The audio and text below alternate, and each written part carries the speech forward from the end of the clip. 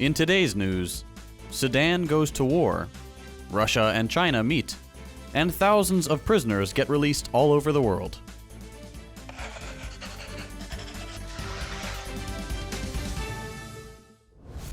Sudan woke up to heavy clashes between the army and a powerful paramilitary group known as the Rapid Support Forces on Saturday.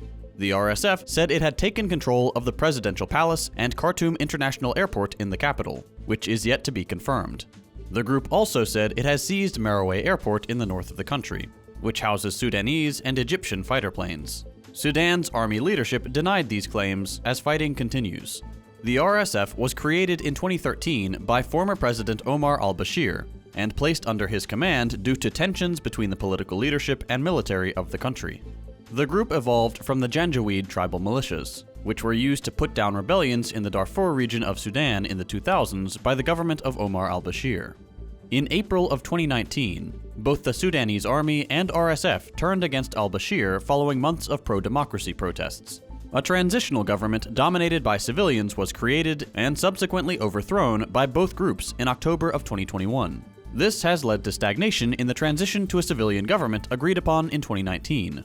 The current tensions were triggered by disagreement over how the RSF's integration into the army should take place, and under whose authority.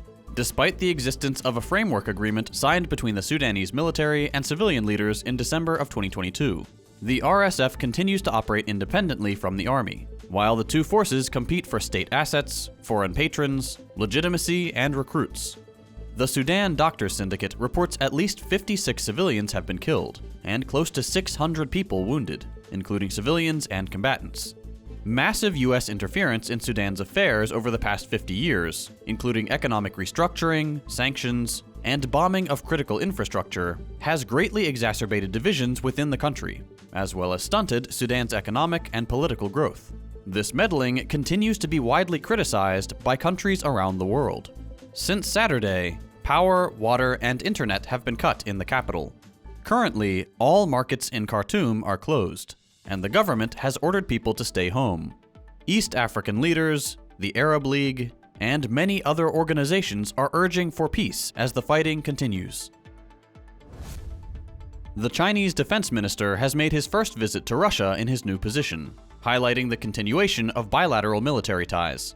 Western accusations of the visit being linked to the Ukraine war have been roundly rejected by the Chinese side, stating, quote, "China did not provide weapons to either side of the conflict like the US and the West do to add fuel to the fire." Li's trip to Russia, which will last until April 19th, is the first trip the defense minister has made to another country since he was appointed last month. Drama over Twitter tags. After most non-Western media have been tagged as government-funded or state-run on the platform in the past few years, Twitter CEO Elon Musk decided to spread this policy to similar news and content outlets based in the West. This new policy has predictably caused massive hypocritical backlash from most of these media giants, with some, like NPR and PBS in the United States, quitting Twitter in protest.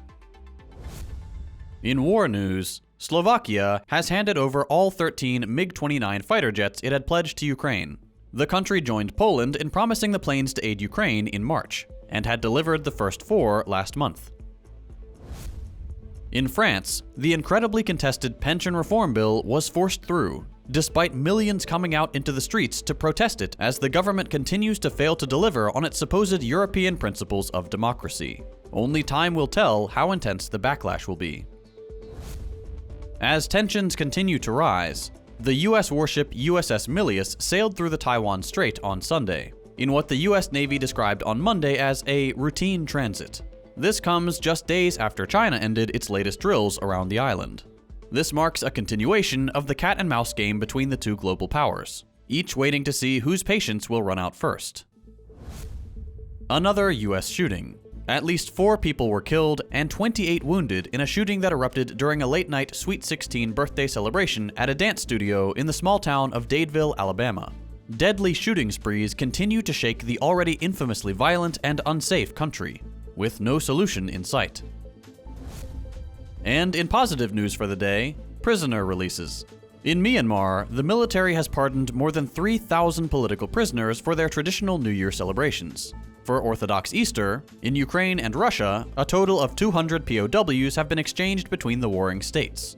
And in the Middle East, Saudi Arabia and the Yemeni Houthi rebels have freed hundreds of prisoners of war as part of a multi-day exchange amid concerted efforts to end Yemen's war.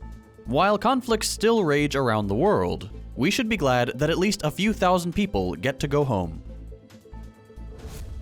That's all for today. We'll be back day after tomorrow with more news.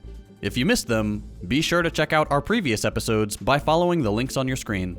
As always, you can support the show and get the news in text form a few hours early by becoming a patron at patreon.com/firstthought.